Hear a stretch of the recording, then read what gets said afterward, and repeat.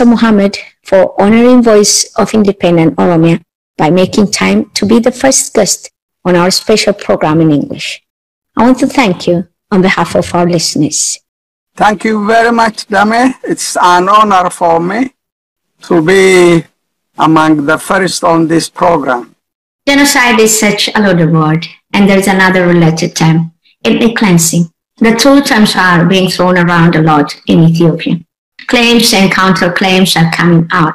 For example, the Amhara elites are currently on a campaign called Amhara genocide. Now, before we even get into our discussion today, please help our listeners understand how a killing event or a displacement event can be classified as genocide or ethnic cleansing. What are the criteria?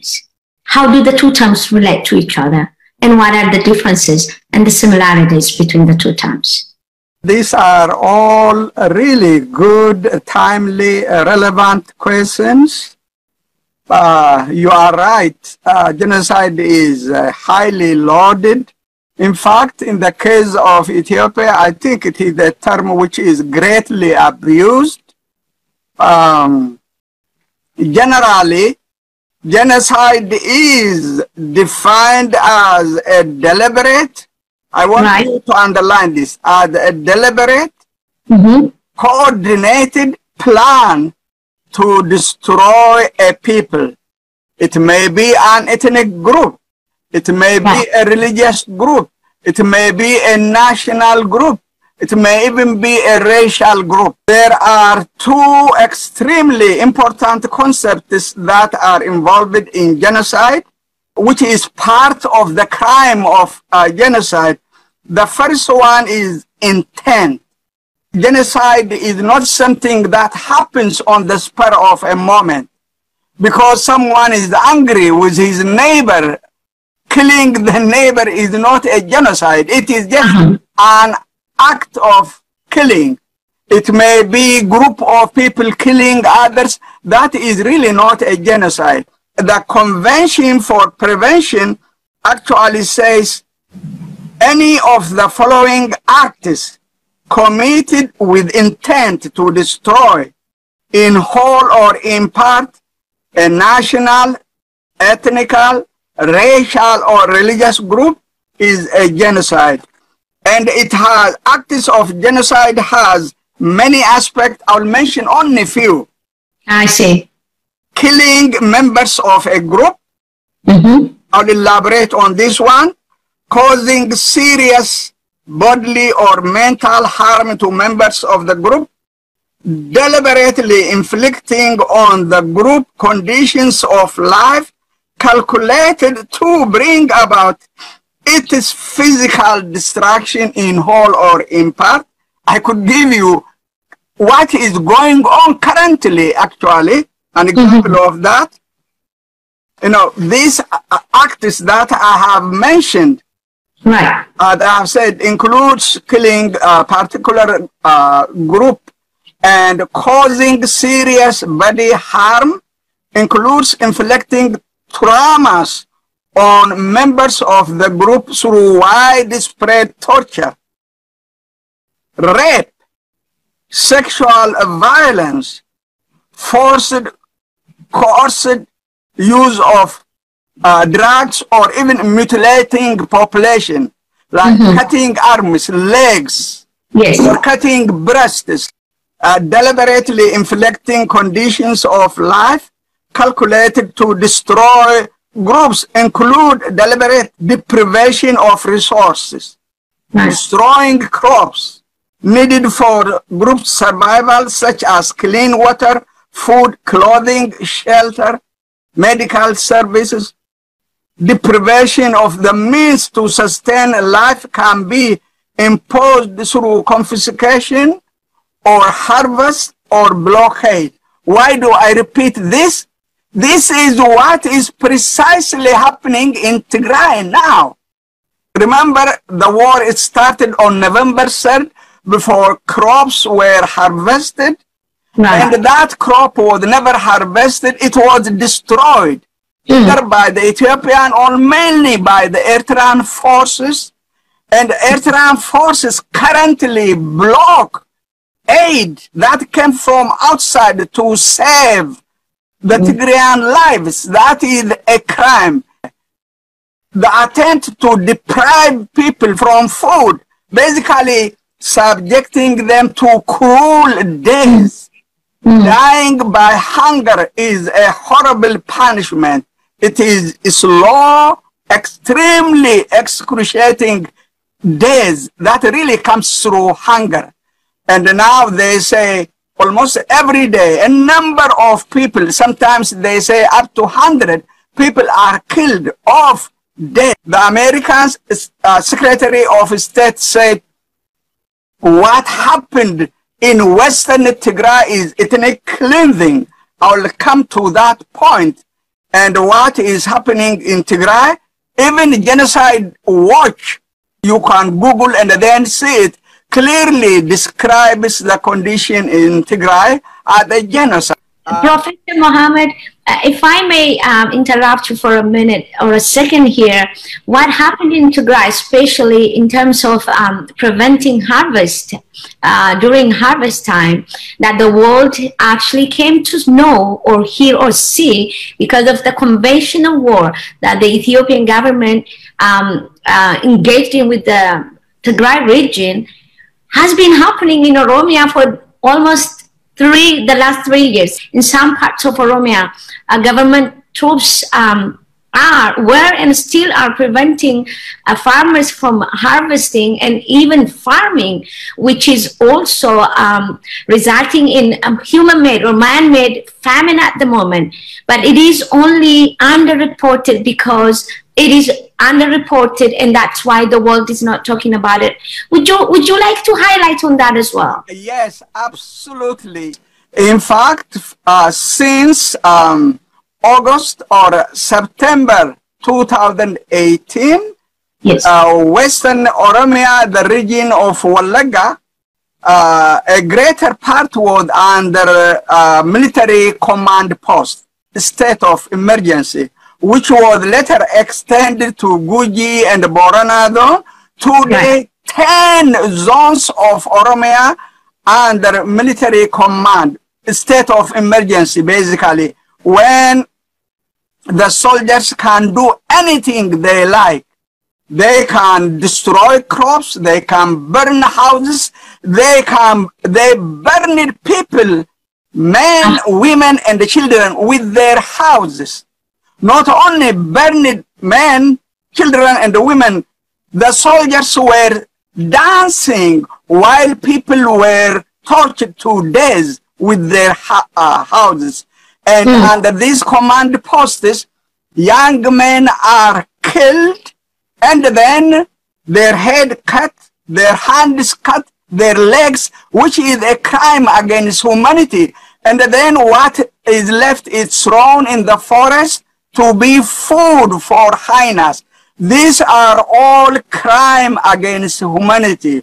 I did not mention it earlier simply because these are crimes, serious crimes against humanity, because the war is going on in Oromia at low level, and it did not get international attention.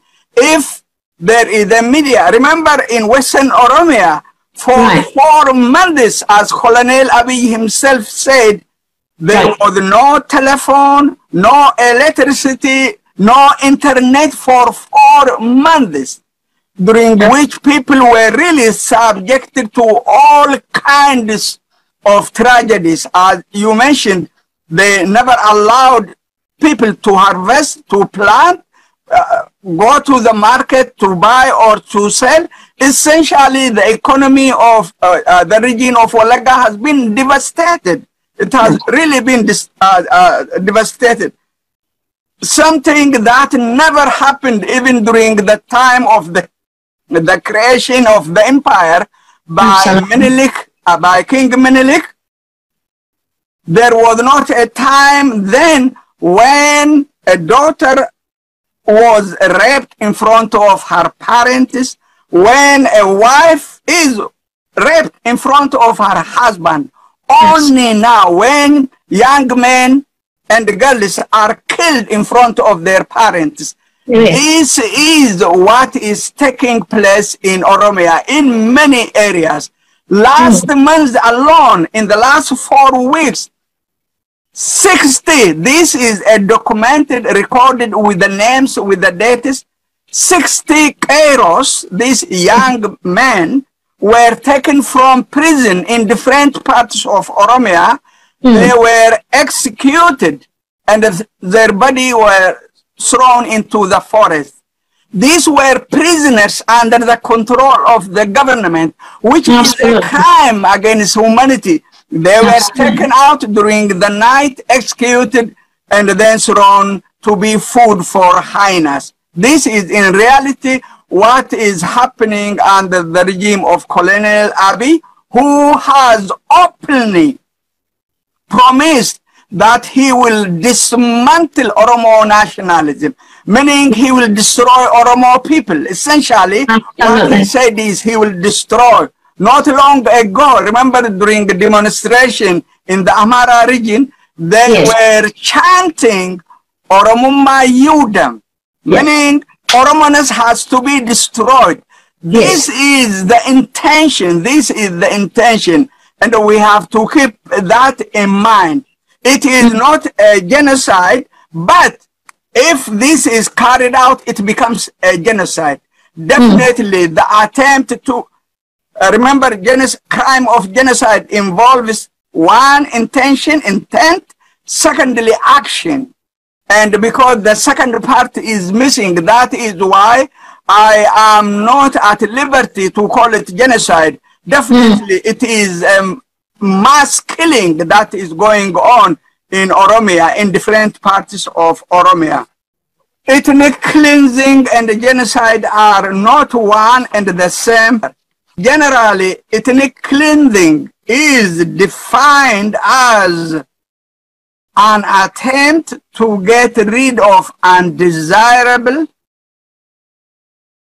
people or groups. This could be through deportation or through displacement and sometimes even through mass killing. The purpose behind this is land. Please underline this. They wanted to remove particular group from a particular territory which that group coveted at their own territory, or essentially the purpose is to create a homogeneous geographic area. The population may be destroyed in the process or they will be removed. Remember in 2017, the Rwanda Muslims from Myanmar, about between 500 to 700,000 population were expelled from Myanmar, and they are now living in refugee camp in Bangladesh, in the area. These are ethnic cleansing. Essentially, what the military leaders of Myanmar wanted is to create a homogeneous society there by driving out people who are, they have lived there for 150 years and they have to be driven out from that area. By the way, in 2017, about 1 million Oromo nationals were displaced from the border area between Somalia and Oromia. Half of those population, no one knows where they are now.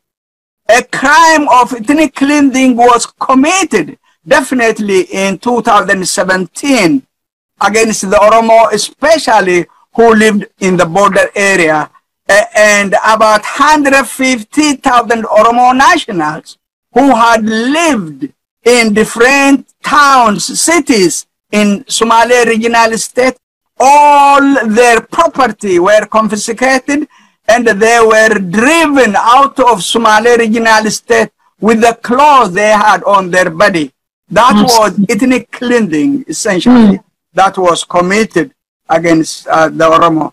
And the case of Bosnia is partly ethnic cleansing, but fortunately the NATO and Americans actually prevented it from being carried out totally. Yeah. Ethnic cleansing and genocide are not one and the same. Right. Genocide is something that goes in stages, and it is intentionally organized, carried out by the state or agents of state for destroying particular group, particular ethnicity, religious group, removing them from the area, essentially eliminating them, destroying them in whole or in part. And ethnic cleansing is removing them from the land so that the group that claims the territory says we are now homogeneous. And if I may give you an example, a relevant example, remember in 19th century, the Muslim population in Wallo area, essentially the Muslims in Wallo were very powerful during that time, during the time of Theodros. Emperor Theodros conducted 10 years of war against them. Ultimately, Emperor Yohannes actually banned Islam under his control. Remember, during the time, what is today Ethiopia was not created. The Ethiopia of today was created by Emperor Menelik, by then King Menelik, later on Emperor of Ethiopia. And the banning of Islam was in historic Christian kingdom, historic Abyssinia. And for 10 years, there was massive war. Essentially, modern Ethiopia was really created, as Professor Tashalet Ebebu says, on the destruction of Oromo power. And that destruction first started in Wallo. 500,000 population in Wallo. There is a book on my shelf, sourced to as a watch, in which 500,000 people were forced to convert from Islam to Christianity, and they had to change their identity. I don't know if I answered your question. Let me sum it up. Ethnic cleansing is carried out with the intention either to massacre or drive out people for the purpose of making the land homogeneous. Whereas genocide is defined legally and it is punishable under international law, anyone who commits genocide. For all of the genocides you just talked about, it looks like the government of the day consistently supported and enabled the perpetrators. In Rwanda, it is now widely accepted that the government of Rwanda armed and trained Hutu youth in combat in 1990, which ended up in genocide against Tutsis. Tutsis were actually identified with the rebel group Rwanda Patriotic Front, or RPF. In the case of the Darfur genocide, it is also now widely accepted that the Janjaweed were supported by the Sudanese government and frequently by the Air Force. Also, in the case of the Bosnia genocide against the Muslim population, Serbian paramilitary forces were supported by the government of the former Yugoslavia. Would it be fair to say that the perpetrators always have support of the government of the day, and the victims were those that the government was trying to defeat?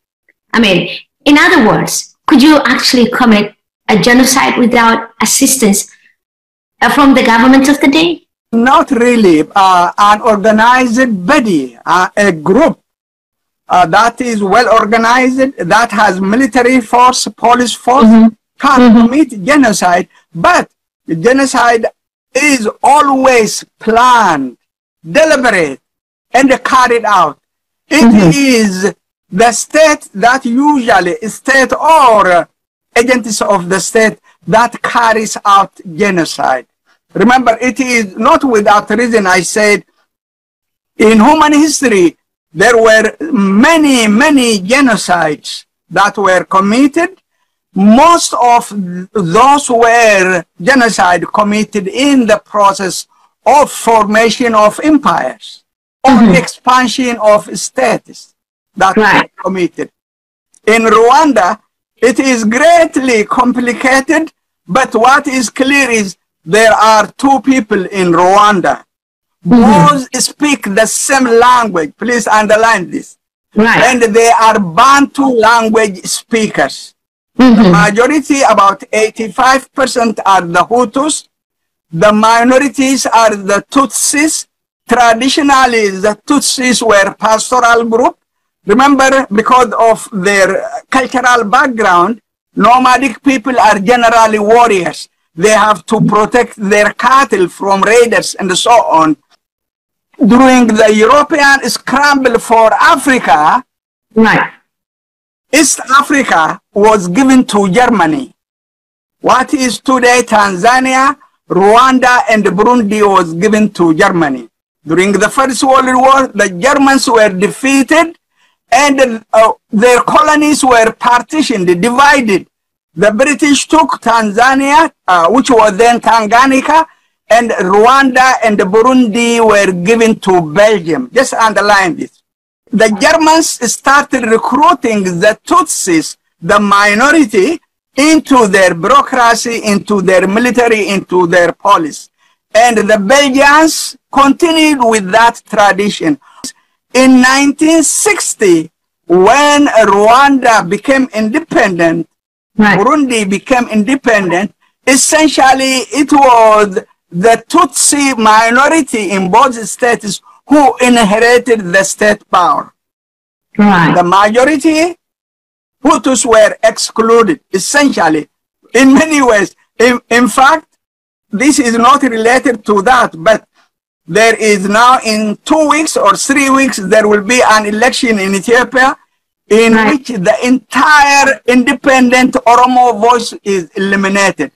Absolutely. Imagine the outcome of that. When a single independent Oromo who articulates about Oromo issues, Oromo interests, is totally excluded out of that.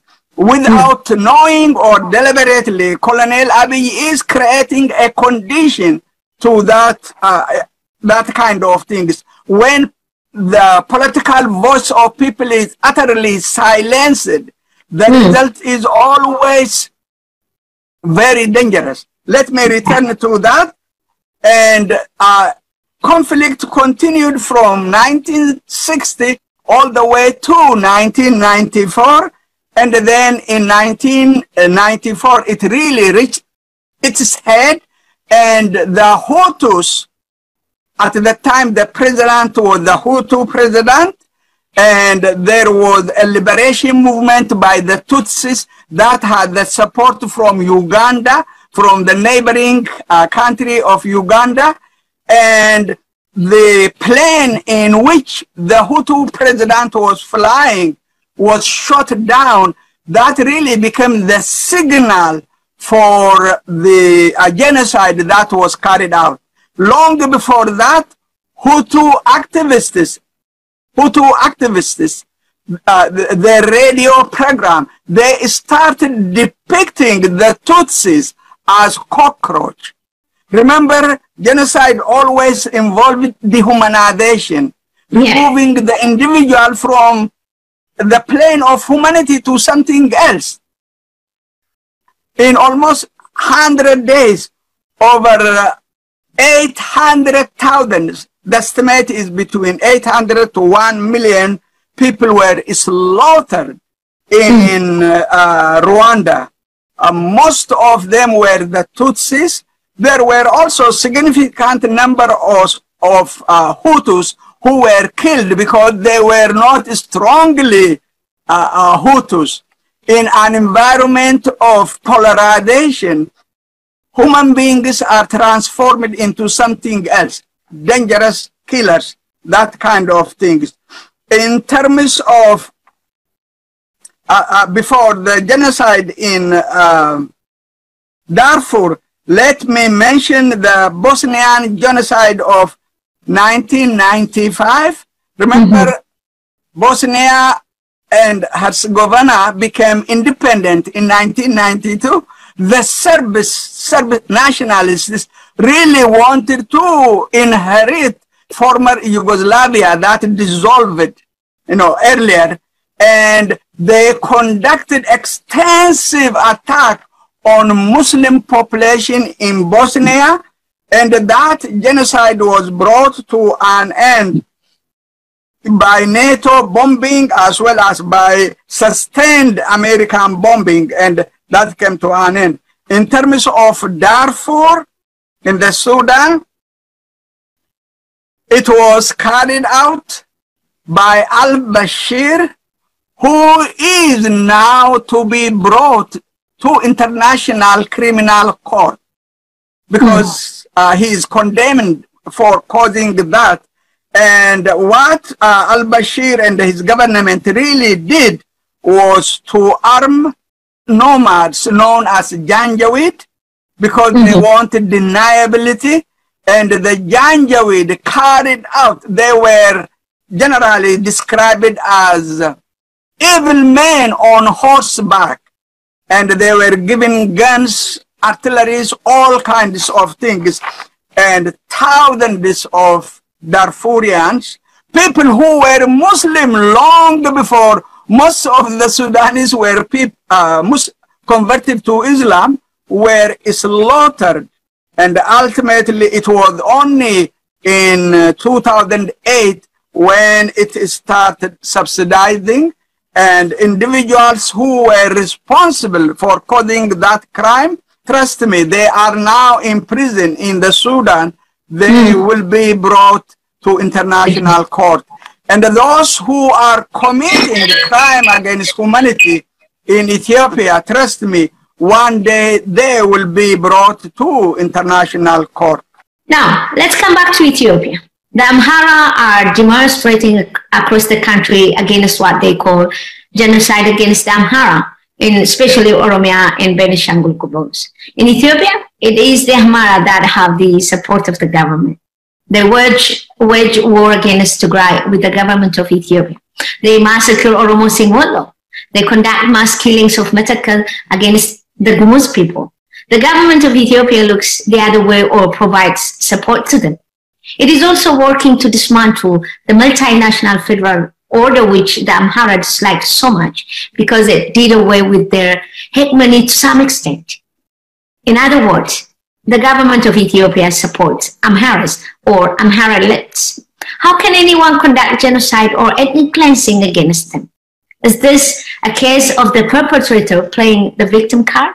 What do you say? Dame, that is really a very good question. Victimizing people and then claiming to be victims is a tradition that developed in many areas, and that is what is happening. You can't fight falsehood with another falsehood. The best thing all of us could do is to expose what happened. Who are the victims who are killed? No one should be subjected to displacement, to killings. No one should be killed unlawfully. But in the killings that took place so far under Colonel Abiy, before he came to power, most of the victims under APRDF government, as well as under Colonel Abiy, which is really a continuation of the same tradition, most of people who were victimized were the Oromos. But there were others who were killed, no doubt about that aspect. In March this year, starting in March, the Amhara militia, the Amhara Liu police, conducted a war in the Oromo zone in Amhara region in Wollo area. Yes. Many people, probably around 500 people, have been killed, and thousands of houses have been destroyed. Schools, clinics have been destroyed. Altogether, today, over 300,000 people are displaced in that area in the northern Shawa. What is happening in Ethiopia under Colonel Abiy truly is very frightening. In Benishangul, about 400,000 people have been displaced. 400,000. But the indigenous population in the area, they don't have voice. They don't have the media. They don't have activists who can articulate about them. Who are killed there? It could be Amharas, it could be Oromos, Shinasha, this and that. But we hear only about the killing, displacement of one particular group, basically the Amhara, because they have the voice, they have extensive media, and their elites are highly articulate. They definitely mention this aspect. And the Muslims in Wallo, they don't have the voice. They don't have activists. They don't have media. Their plight and the suffering is not known. It is essentially the same thing in Benishangul and the Gumuz area. The Amhara elites have been alleging many never before seen or heard kind of genocide events, where the supposed perpetrators, the Oromo, for example, were killed in numbers greater than those against whom they're supposed to perpetrate genocide, the Amhara. This was the case in death that followed the assassination of Hachalu, where, according to Ethiopian state media, of 239 killed, the Oromo constitute the overwhelming majority at 145. In a demonstration that followed the one Muhammad's claim of security forces attempt to arrest him October of 2019, 86 people were reported to have been killed, of which 62 of them were Oromos. In almost all claims of genocide against the Amhara, nationals other than Amhara are killed in greater number. Do you think the world knows about these facts? If not, what can the oppressed nations in Ethiopia do to expose this subversive misinformation of the international community? This is the project of Dr. Birhanu Nagga. Essentially, he entered the politics because of Oromo issue, as he said in his book, essentially. And what Birhanu Nagga told me almost 16 years now, in a meeting in London in 2005, he said, Oromia is meaningless. He was part of the Kenijit in 2005 election. He claimed they have won the election. Then he said, we will divide Oromia into 10 clusters. Now the plan is to implement that clusters. They think the Oromo people are back in the 19th century. They can easily be manipulated. They can, say, oh, we got rid of the existing federal system. Now we create a new one.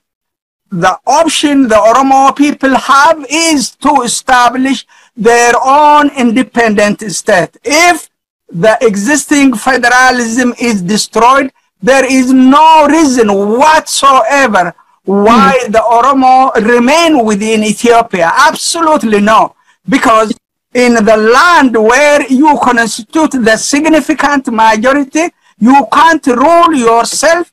The population that is larger than the population of Kenya, one of the largest in Africa, we can't use our language for self-administration while sharing the territory with everyone else. If our people are denied this fundamental right, they have absolutely no option. But every Oromo national should be committed to independent Oromia. Absolutely. I've always supported united Federal Republic of Ethiopia. I am an idealist. I always believe people can live together if they are allowed to administer themselves. The Tigrayans administering themselves in their regional states, the Amharas, the Afar, the Somalis, the Oromos, the Sidama, the Walaita, they can live together. They can live together. Now Colonel Abiy and his supporters are making it impossible, and consequently our people have only one choice. They have closed all options. No people are as tolerant as the Oromo. They call us Yuwa, which means really foolish people, naive people, because our culture is embracing people who have come from everywhere. They live in peace in Oromia. Remember, there is not a single Oromo national who has business in Tigray, not a single Oromo national who has business in Gondar, in Bahardar.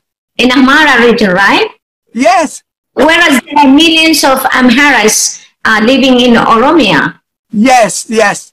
People have lived together for a long time. Very true. If our people are denied the right to administer themselves, elect their own leaders. Remember that this coming election, the Oromo are totally excluded. What else do we expect from this government? Essentially, as I said, all options are closed for the restoration of glorious Ethiopia. The plan will really lead to disintegration of Ethiopia. Regarding Ethiopia's future, it seems to me that Ethiopia is on a trajectory to hell. It is actually very scary what would happen if something doesn't give out soon. As Mr. Jeffrey Feldman said, Ethiopia crisis could make Syria look like child's play. I would add, Ethiopia's very likely oncoming disintegration could make the breakup of Yugoslavia look like a picnic. Am I overblowing it, Professor Mohammed? What is to give to avert this catastrophe? Oh, that is a wonderful question. Colonel Abiy made a decision long time ago, almost 3 years ago, when he came to power. He promised the first time he visited Washington, D.C. area in July 2018. In the evening, he met with about 200 wealthy Amhara elites. There may be few Oromo nationals there. Few, I doubt if they were there. Anyway, what I heard from someone who was in that meeting, he promised them that he will restore the glorious Ethiopia, which means dismantling the existing federal system in the country, because the Amhara elite believe the federal system belittled them. They thought they were hegemonic, they were above everybody else. Everyone has to assimilate to their culture, to their way of life, to their identity. That is not acceptable to most people. And he thought if he had the support of the Amhara elites, then he will be able to destroy Tigray, he will be able to destroy Oromia, dismantle the federal system, and then restore all Ethiopia of one language, one culture, one national identity. That is the identity of the Amhara. Essentially, the policy of Amharanization, assimilation, which was tried for 100 years, failed, and then it is a return. This is nothing but a recipe for a never-ending conflict in the area, in that country. Honest to God, for me, Ethiopia as a country exists only under the federal system. If that system is destroyed, already the plan is there. Everything is completed. They have already secretly prepared the constitution for dissolving the old constitution, a new one, 2 or 3 weeks after the election. That is what they are planning to do. And they have prepared a new map of Ethiopia. A new map that eliminates Oromia as the regional state. Basically, this is a return to pre-1991 Ethiopia, where the Oromo people were divided into 10 areas, essentially once again restoring the Ethiopia under which I grew up as a young adult man, under which it was not permissible to write, broadcast, preach, and teach in Oromo language. Even today, only last year, an Oromo Orthodox clergy preached in Oromo language outside Finfinne. He was killed on the spot for preaching that. In fact, today, you can't really, honestly, you can't say, I am a proud Oromo speaking Oromo language in Finfinne. Anyone, any hooligan could beat you up or could do anything. Remember, late last year, a girl was thrown from the third floor of a building for wearing Oromo traditional dress. And it is really a return to old tragedy, and it is probably, how would I put it? Those who plan to restore old Ethiopia are planning to dismantle what is today Ethiopia. Ethiopia will not exist without the existing current federal system. Mark my word. This is the crisis created by Colonel Abiy and his allies, Isaias Afwerki and Amhara militias, essentially. In fact, earlier when I talked about the ethnic cleansing, remember over 1 million people have been driven from Western Tigray. Where are they? Few of them, about 60,000, are in Sudan, in refugee camp. Others have moved into the interior. It is a typical example of ethnic cleansing. Yes. You wage war, drive out the people, confiscate their property. That is a typical ethnic cleansing. Under this circumstance, how could people live together?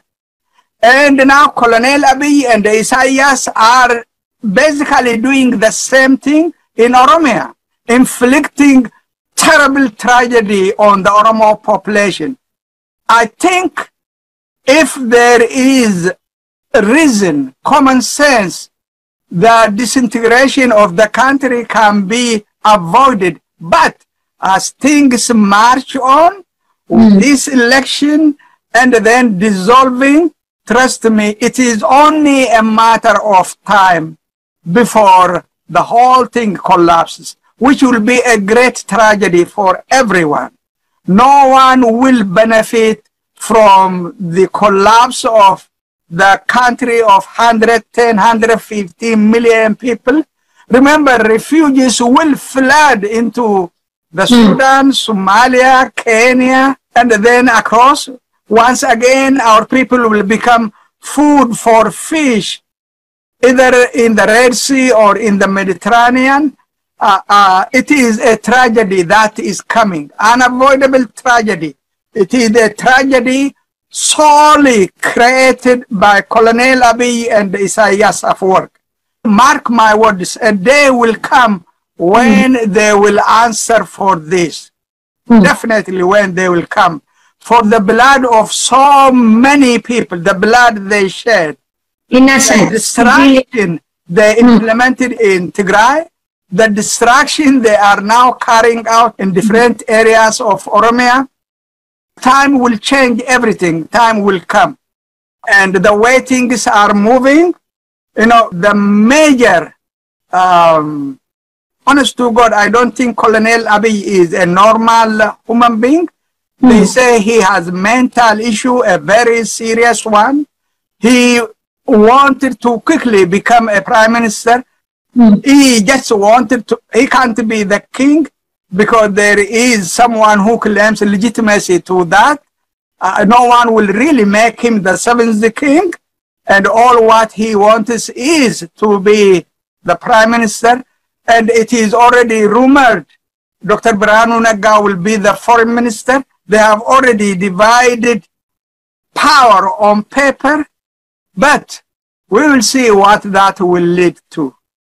The way things are moving, the future is truly dark, incredibly worrying. When thinking people are